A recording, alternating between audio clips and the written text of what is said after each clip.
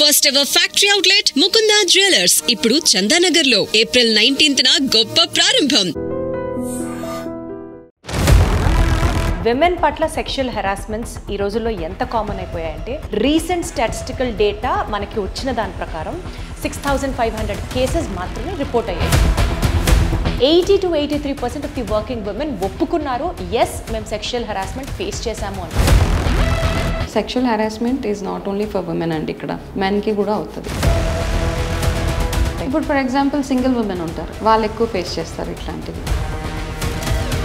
ఇప్పుడు నెక్స్ట్ నా promotion appraisals టైంలో నా ప్రమోషన్ ఎప్పుడు ఉంటుంది అంటే come let's talk over coffee shop అన్అఫిషియల్గా లెట్స్ మీట్ సమ్వేర్ ఈవినింగ్ కలుద్దాం, అక్కడ మాట్లాడతాం.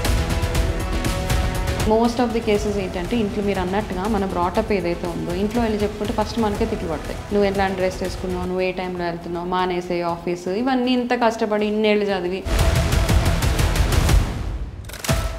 మనం మొహమాట పడుతూ ఉండేనంతసేపు ఈ టాపిక్ గురించి ఎవరు మాట్లాడరు. సొసైటీలో ఆ స్టిగ్మా కంటిన్యూ అవుతూనే ఉంటుంది. ఇంతకీ దేని గురించి అనే కదా. ఎస్, నాకు తెలిసి చాలామంది ఫేస్ చేసి ఉంటారు. వర్క్ ప్లేసెస్లో విమెన్ పట్ల సెక్షువల్ హెరాస్మెంట్స్ ఈ రోజుల్లో ఎంత కామన్ అయిపోయాయంటే 2022 జస్ట్ అంటే 2023-24 ఈ స్టాటిస్టికల్ డేటా కాకుండా the very recent statistical data మనకి వచ్చిన దాని ప్రకారం 6500 కేసెస్ మాత్రమే రిపోర్ట్ అయ్యాయి. ఒకప్పుడు 100-500 ఉండేవి, ఇప్పుడు 6500 cases, which stage there is a sharp increase of sexual harassment కేసెస్ని రిపోర్ట్ అవ్వడానికి జనాలు బయటకు వచ్చి కొంతమంది అయినా సరే మాట్లాడుతున్నారు. 80 to 83% of the working women ఒప్పుకున్నారు ఎస్ మేము సెక్షువల్ హెరాస్మెంట్ ఫేస్ చేశాము అని. మరి అంతమంది వచ్చి కంప్లైంట్లు చేశారా అంటే లేదు. కానీ వర్క్ ప్లేస్లో ఇంక్రీజ్ అవుతున్న ఈ సెక్షువల్ హెరాస్మెంట్ని ఎలా హ్యాండిల్ చేయాలి, అసలు ఎలా గుర్తించాలి, ఒకవేళ బాధపడినప్పుడు to where and to whomsoever మనం వెళ్ళి దీని గురించి ఫైట్ చేయాలి, కంప్లైంట్ చేయాలి, మనకంటూ ఒక నాలెడ్జ్ ఉండాలి. కాబట్టి we're talking about this today and I have with me wellness and life coach.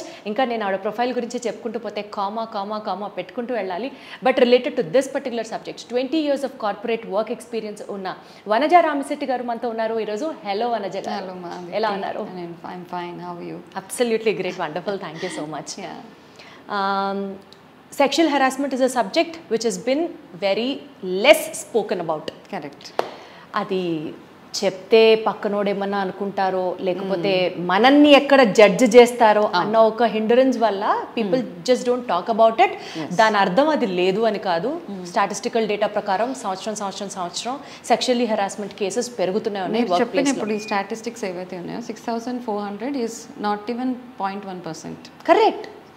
వాళ్ళు ధైర్యంగా వచ్చి జస్ట్ రిపోర్ట్ చేసిన వాళ్ళు మాత్రమే, వాళ్ళ మీద కేసెస్ ఫైల్ అయినవి మాత్రమే నేను మాట్లాడిన డేటా. ఇంకా చాలా కొన్ని లక్షల్లో ఉండుంటాయి. టు స్టార్ట్ విత్ అండి, ఏ యాక్ట్ని సెక్షువల్లీ హెరాస్మెంట్ కింద మనం చూడాలి? First will started from there.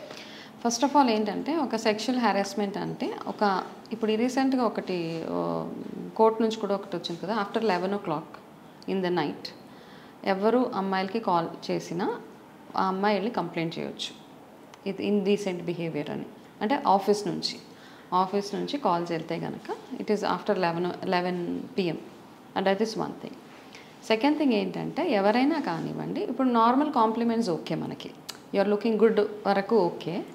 Beyond looking good నుంచి ఎవరికైనా ఇంకా చాలామందికి ఇప్పుడు నా 20 years ఆఫ్ వర్క్ ఎక్స్పీరియన్స్లో నేను రియలిస్టిక్ కేసెసే చెప్తాను. సినారియో ఇలా అయి ఉండొచ్చు అలా అయి ఉండొచ్చు కాకుండా రియల్గా ఏవే కేసెస్ సెక్షువల్ హెరాస్మెంట్ కిందకు వచ్చాయో అని చెప్తా. సో ఒక ఆఫీస్లో ఒక అమ్మాయికి జస్ట్ పింపుల్స్ ఉంటాయి ఫేస్ మీద. ఆ పింపుల్స్ ఉన్న అమ్మాయిని వాళ్ళ మేనేజర్ పిలిచి రెగ్యులర్గా మాట్లాడుతూ తన చీక్ మీద చేయి పెట్టి ఈ పింపుల్స్కి నువ్వు ఏమైనా చేయొచ్చు కదా అని అన్నాడు, అంతే. ఓకే, తర్వాత చాలా రోజుల తర్వాత ఆ ఇష్యూ బయటకు రాలా, ఎక్కడ ఎవరితో చెప్పుకోలేక. సో తర్వాత నుంచి ఆ మేనేజర్ దగ్గరికి వెళ్ళాలంటే అమ్మాయి ఎందుకో కాస్త ఇబ్బంది పడేది. ఇంట్లో చెప్పుకోవాలంటే మీరు స్టార్టింగ్లో అన్నట్టుగా ఇంట్లో వాళ్ళే జడ్జ్ చేసేస్తారు. ఎస్పెషల్లీ మ్యారీడ్ ఉమెన్ అయితే అత్తగారితో కానీ ఫస్ట్ వచ్చే పాయింట్ నువ్వు చనువు ఇవ్వకపోతే అంత దాకా చేయరు కదా అన్న క్వశ్చన్ అక్కడ వచ్చేస్తుంది. కాబట్టి ఇంట్లో చెప్పుకోలేరు, ఆఫీస్లో చెప్తే నా ఇమేజ్ ఎక్కడ స్పాయిల్ అయిపోతుందో అన్న ఒక ప్రాబ్లం తోటి ఇట్లా అయిపోయిన తర్వాత ఫైనల్గా వాళ్ళకు ఒక కంఫర్ట్ ఇచ్చే మనిషి ఒకరు ఉండాలి ఇట్లాంటి ఇష్యూస్ డిస్కస్ చేయడానికి. అది నెంబర్ 1 పాయింట్. సో తను అప్రోచ్ అయ్యి నా దగ్గరికి వచ్చి సో షీ జస్ట్ మెన్షన్ ఇలా మేడం ఇట్లా అయింది, what do you perceive this అని అడిగితే నేను అన్నాను సో ఓకే ఇప్పుడు ఫస్ట్ టైం ఓకే అయిపోయింది, నెక్స్ట్ టైం అవాయిడ్ చేయొద్దు, వెళ్ళు మాట్లాడిన తర్వాత నీకు అర్థమైపోతుంది, next time also same thing repeat అయితే కనుక then we will see what we have to do. So మళ్ళీ కొన్ని రోజుల తర్వాత వెళ్ళిన తర్వాత అగైన్ హీ స్టార్టెడ్ ఇది కాకుండా ఈసారి డిఫరెంట్గా మాట్లాడడము అట్లా. So she came I said ఇప్పుడు ఇక్కడికి ఎవ్రీథింగ్ అంటే ప్రతి ఆర్గనైజేషన్లో ఒక కమిటీ ఉంటుంది, విమెన్ సెక్షువల్ హెరాస్మెంట్ కమిటీ ప్రతి ఆర్గనైజేషన్లో ఉండాల్సిందే. ఒకవేళ లేకపోతే కనుక వాళ్ళు ఒక కమిటీ ఫామ్ చేయాలి విచ్ ఇంక్లూడ్స్ ఒకరిద్దరు ఎక్స్టర్నల్గా ఒకళ్ళు ఇంటర్నల్గా మెన్ అండ్ ఉమెన్ టుగెదర్ అనమాట. ఇక్కడ point to be noted sexual harassment is not only for women అండి, ఇక్కడ మెన్కి కూడా అవుతుంది ఇక్కడ. So this is also there అనమాట. సో ఈ సెక్షువల్ హెరాస్మెంట్ కమిటీ అన్నది మాత్రం it's not only limited to women.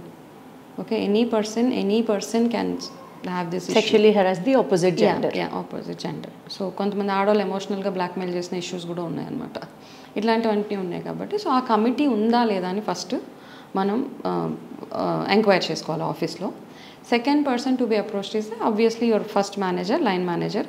ఆ మేనేజర్ తోటే మీకు ఇష్యూస్ వస్తుంటే కనుక ఇమీడియట్గా యూ గో టు యువర్ హెచ్ఆర్కి వెళ్ళి కంప్లైంట్ వరకు లాంచ్ చేసేసిన తర్వాత దాని తర్వాత ఈ కమిటీ ఏదైతే ఉందో if they feel that this is a serious complaint, so I will discuss 1 or 2 more cases about something sexual harassments గురించి. సో ఫస్ట్ అక్కడికి వెళ్ళి అప్రోచ్ అయ్యి మీ కంప్లైంట్ని అక్కడ వెళ్ళి ఫైల్ చేసేయాల్సిందే. తర్వాత ఎంక్వైరీ అవుతుంది, ఇద్దరిని కూర్చోబెట్టి మాట్లాడతారు, ఇవన్నీ సెకండరీ ఇవన్నీ. సో ఏవేవి సెక్షువల్ హెరాస్మెంట్ కిందకి వస్తాయి అన్నది తర్వాత ఇంకొక కేసు రియలిస్టిక్ కేసెసే కాబట్టి ఇంకొక ఇష్యూలో ఏంటంటే one they comment about our dress వరకు ఓకే, డ్రెస్కి బియాండ్గా వాళ్ళు నీ డ్రెస్ టైట్గా ఉంది, హిప్స్ దగ్గర టైట్, ఇట్లాంటివన్నీ అంటూ ఉంటారనమాట. ఇవన్నీ అన్నప్పుడు ఐదర్ మనము ప్రొయాక్టివ్గా ఫస్ట్ అక్కడ స్టాప్ చేసేయాలి, I don't like such comments అనేసి.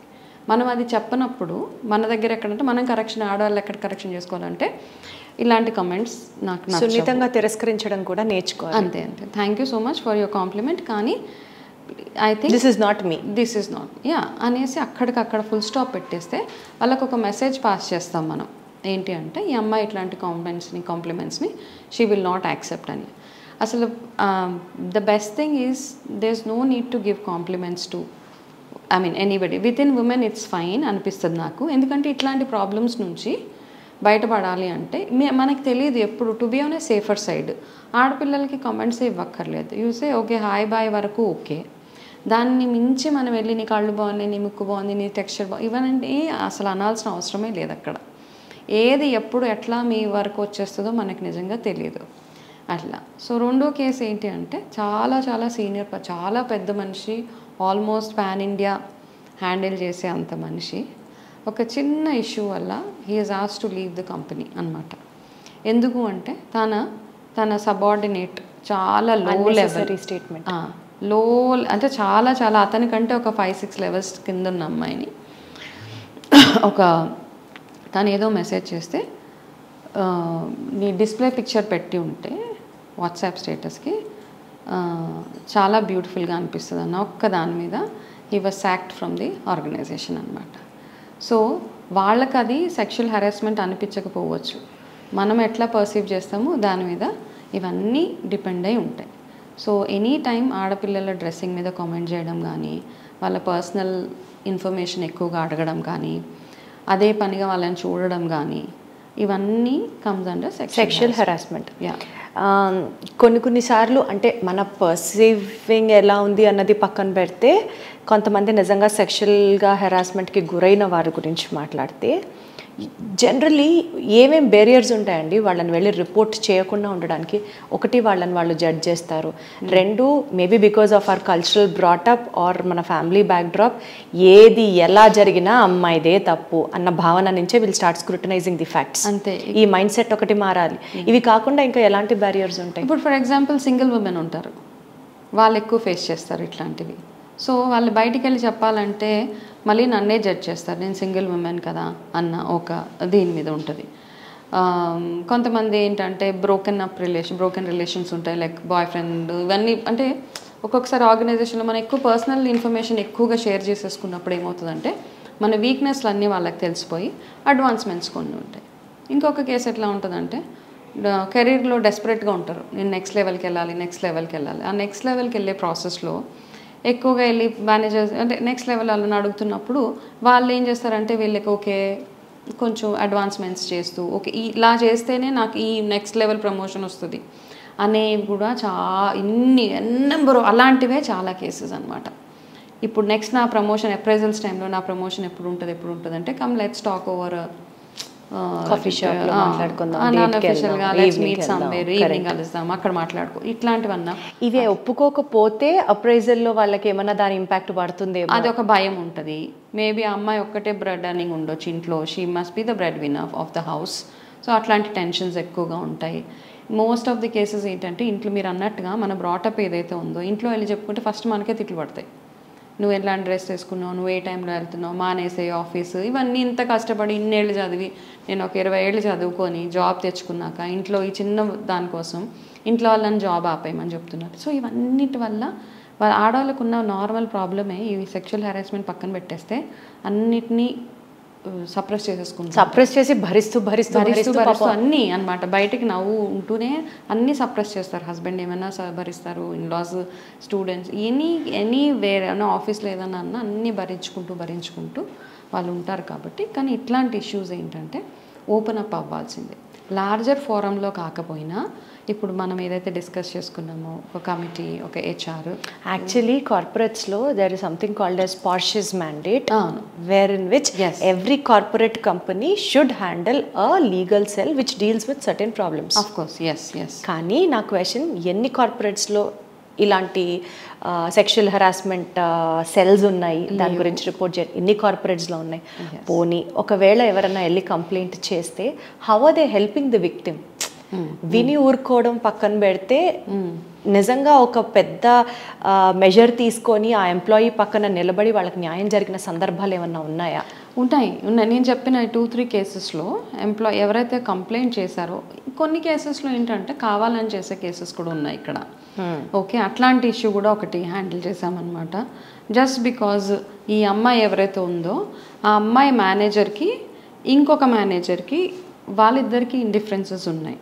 సో ఈ మధ్యలో ఉన్న అమ్మాయి వీళ్ళ రిపోర్టింగ్ మేనేజర్కి ఏదో ఒక ఇష్యూ, తను ఏదో ట్రావెల్ చేస్తూ పలానా మనిషి నేను ఈ ప్లేస్లో ట్రావెల్ చేసినప్పుడు నాతో వచ్చి 10 o'clock ఇన్ ద నైట్ నాతో మాట్లాడాడు అంటే అతని మీద ఇంకొక పర్సన్ మీద సెక్షువల్ హెరాస్మెంట్ కేసు వేయించేసాడు ఈ అమ్మాయితోటి.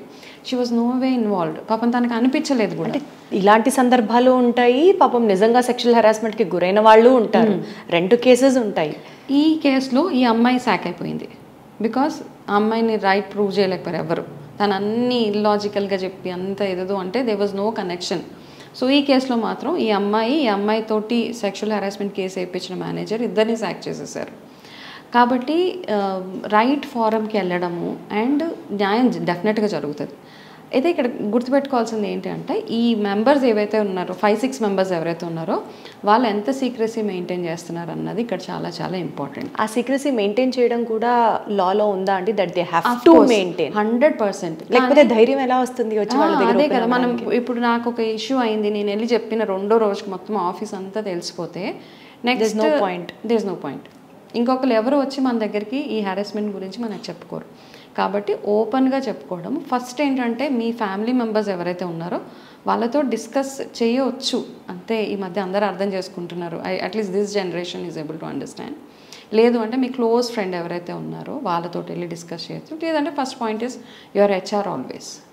లేదు అంటే మన డిఫెన్స్ మనమే తీసుకోవాలి. ఫస్ట్ చెప్పాలి, I don't like such comments, please behave your self, it's okay, absolutely fine. కొన్ని సిచ్యువేషన్స్లో ఇగ్నోరెన్స్ ఇస్ అ బ్లిస్ అంటారు. కొన్ని సిచ్యువేషన్స్లో being ignorant is a sin also. Especially ఒక చోటకెళ్ళి వర్క్ చేసేటప్పుడు ఒక problem in terms of sexual harassment ఎదురైనప్పుడు a woman should know the law and should know to whom she has to complain. Or do we have anything like a toll-free number wherein which suppose ఆఫీస్లో ఉన్న committee మెంబర్స్నే నమ్మడం కుదరలేదు or she doesn't have that rapport with the team. Do we have any helpline number wherein which మనం call చేస్తే people will respond, అట్లా ఏమన్నా ఉందా? Does anything in the law exist like that? There is in the corporate లాస్లో అట్లాంటిది number, they will give a number. Okay, common number ఇచ్చేస్తారు ఒకటి with in the organisation, వాళ్ళకి వెళ్ళి వాళ్ళు కాల్ చేయొచ్చు. లేదు అంటే I think we should approach a she team or somebody and just report there. So she team is the most approachable option. అంటే అంతవరకు వెళ్ళనివ్వరు యాక్చువల్గా కార్పొరేట్, బికాస్ వాళ్ళ ఇమేజ్ డ్రాప్ ఇది అయిపోతుంది కాబట్టి any corporate they will not allow the issue to go till such level, they will handle it then. కానీ వనజ గారు, ఇప్పుడు మీరు చెప్పినట్లు లైఫ్ ఎక్స్పీరియన్సెస్, నా ఫ్రెండ్కి అయినది ఒకటి చెప్తాను మీకు. She works for a corporate software company. Okay, she's a software engineer. So వాళ్ళకట ఎవ్రీ 6 monthsకి ఒకసారి సెక్షువల్ హెరాస్మెంట్ ఇట్లా మీరు చెప్పినట్లు ఆ కమిటీ వాళ్ళు ట్రైనింగ్స్ తీసుకుంటారట. మీరు ఇలా కంప్లైంట్ చేయాలి, మీరు ఇలా ఫ్రీగా ఉండాలి, so this comes under sexual harassment etcetera etcetera etcetera. 6 monthsకి ఒకసారి కోచింగ్లో ట్రైనింగ్లో తీసుకుంటారు. బట్ మనకి నిజంగా ఒక ప్రాబ్లం వచ్చినప్పుడు దీస్ పీపుల్ వాళ్ళు చెప్పిన మాటే, let's be patient, let's not make a ruckus out of it, let's see how it goes, స్లోగా ది కన్సర్న్డ్ పర్సన్స్ బిహేవియర్ని మేము స్టడీ చేస్తాము and will take the situation under control etcetera etcetera. ఇట్లా 2 ఏళ్ళు గడిచిపోయింది. ఆ టచింగ్లు, ఆఫర్ చేయడాలు, ఇవన్నీ ఏమాత్రం మార్పు లేకుండా she had no other option except to quit the job. Is it? Okay okay okay. No I think this is a quite delayed process యాక్చువల్గా. అంటే నా క్వశ్చన్ ఏంటంటే, ఒక ఎంప్లాయీ కంప్లైంట్ చేసిన, do we have a time frame stating 3 weeks action తీసుకుంటాం? Within 45 days. ఒక్కొక్క ఆర్గనైజేషన్కి ఒక్కొక్క టైం, సమ్ టేక్ 60 days. ఎందుకంటే అఫ్ కోర్స్ మీరు చెప్పినట్టుగా అబ్జర్వ్ చేయాలి, అబ్జర్వేషన్ లేకుండా, బికాస్ ఎవరైతే హెరాస్మెంట్ చేస్తున్నారో మంచి ఇమేజ్ ఉన్న మనిషి అయి ఉండొచ్చు, ఆఫీస్లో చాలా సీనియర్ పొజిషన్, ఆ మనిషి ఆ ప్రొఫైల్ నుంచి తప్పుకున్నాడంటే అది మళ్ళీ ఆ ప్రొఫైల్కి ఇంకొక మనిషిని తేవాలంటే మేబీ కంపెనీకి లాస్ రావచ్చు. సో ఇవన్నీ ఆలోచిస్తారు వాళ్ళు. ఆలోచించి still they go by the law అంతే చెప్పి చాలా అబ్జర్వ్ చేసి అట్లా చేసి ఇట్లా చేసి ఇంకా వాళ్ళని అడుగుతారు, అమ్మాయిని అడుగుతారు అనమాట, నీ సైడ్ నుంచి నువ్వు వెళ్ళి చెప్పు ఫస్ట్ ఇవన్నీ స్టాప్ చేయమని. స్టాప్ చేస్తే come and report it to us again. అక్కడ అవన్నీ చేయాలి తను, she has to do our homework first. చేసిన తర్వాత ఇంకా లేదు కాదు కూడదు అనుకుంటే కనుక అప్పుడు వాళ్ళు యాక్షన్ తీసుకుంటారు within 45 days. Within 45 days to 60 days అంటున్నారు. 60 days. సపోజ్ ఇప్పుడు ఆఫీస్లో అది సాల్వ్ అవ్వని మ్యాటర్ అంటే, ఇందాక మీరు చెప్పినట్లుగా షీ టీమ్స్ దగ్గరికి వెళ్ళాలి అన్నది ఇంకొక ఆప్షన్. సో ఇక్కడ 2 options డిస్కస్ చేసాం మనం. సరే, first option being you have to discuss it with your either family or your close friend, later office టీమ్తో మాట్లాడాలి, next HR, next she team. So ఇది కంప్లైంట్ పరంగా మాట్లాడుతున్నాం. దీనికన్నా మోస్ట్ ఇంపార్టెంట్ పార్ట్, సరే అబ్బాయిది తప్ప అమ్మాయిది తప్ప అన్నది పక్కన పెడితే, విక్టిమ్స్ మెంటల్ కండిషన్ ఎంత స్ట్రాంగ్ ఉండాలి ఆ టైంలో. వాళ్ళు ఫస్ట్ నచ్చ చెప్పి స్టాండ్ అయితే అప్పుడు వాళ్ళు ఓపెన్గా వెళ్ళి వాళ్ళ గురించి వాళ్ళు ఫైట్ చేయగలరు. అంతే. ఇప్పుడు అక్కడ ఏమి ఇన్హిబిషన్స్ అవన్నీ ఏం లేవన్నమాట. ఇంకా just be open as you can అంతే. అక్కడ నాకేదో ఫిల్టర్స్ లేవు. ఇంకా అక్కడ whatever has happened it has to be spoken out. లేదు అంటే మీకు సరైన లా అంటే న్యాయం జరగాలి అంటే just speak out whatever. అసలు ఇక్కడ పెద్ద పాయింట్, ఓపెన్ అయితే న్యాయం జరుగుతుందా, లేకపోతే 10 మందిలో మనన్నే అందరూ మాట్లాడతారా మన గురించే, ఆ ఇన్హిబిషన్ నుంచి బయటకు రావాలంటే? లేదండి. With my own experience, yes 100% మనకి న్యాయం జరుగుతుంది అక్కడ. ఎంత చిన్న లెవెల్లో అంటే, ఇక్కడ ఏంటంటే నేను ఎంట్రీ లెవెల్ కదా, నేను ఎగ్జిక్యూటివ్ కదా, అట్లాంటివి ఏమి పెట్టుకోదు. ఏ లెవెల్ అన్నా if you are facing some kind of a sexual harassment at work, open up అంతే. చాలామందికి ఉంటాయి అనమాట, నేను ఇంత చిన్న లెవెల్ కదా, నేను తప్పించుకుంటూ వెళ్ళిపోతే అయిపోతుందిలే ఇక్కడ నుంచి అని. సో లెవెల్తో సంబంధం లేదు. కాకపోతే ఎంక్వైరీకి పిలిచినప్పుడు నో ఫిల్టర్స్. అక్కడ ఏవేవైనాయో ప్రూఫ్స్ ఏవైతే ఉన్నాయో అవన్నీ ప్రూఫ్స్ చూపించండి, ఇట్లా అయింది, అవతల నుంచి ఏం రెస్పాన్సెస్ వస్తుందో చూసి. It can be anybody, by the way, women or men, anybody can have a problem. మళ్ళీ ఏమైనా ఒక క్లాజ్ ఉంటుందా అండి, వీళ్ళ యొక్క యాక్టివిటీ రిపోర్ట్ మీద ఈ కంప్లైంట్ ఇన్ఫ్లుయెన్స్ ఉండకూడదు అనే క్లాజ్ లాంటిది ఏమైనా ఉంటుందా?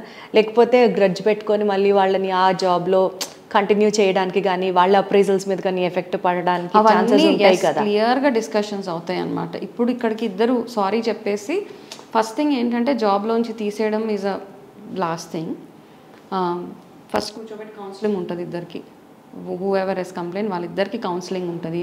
తర్వాత ఏ ఇంటెన్షన్ తోటి వాళ్ళు మాట్లాడుకున్నారు, ఏ ఇంటెన్షన్ తోటి మెసేజెస్ పంపించారన్న వాటి మీద క్లారిటీ ఇవ్వాల్సిందే. ఒక్కొక్క మెసేజ్ చూపిస్తారు, లేకపోతే ఇంకొక యాక్షన్ చూపిస్తారు, ఇలా ఎందుకు చేసావు అట్లా ఎందుకు చేసావు అంటే క్లారిటీ ఇచ్చిన తర్వాత వాళ్ళ దగ్గర ఒక రైటప్ తీసుకుంటారనమాట. గోయింగ్ ఫార్వర్డ్ నేను ఇట్లాంటివన్నీ చేయను.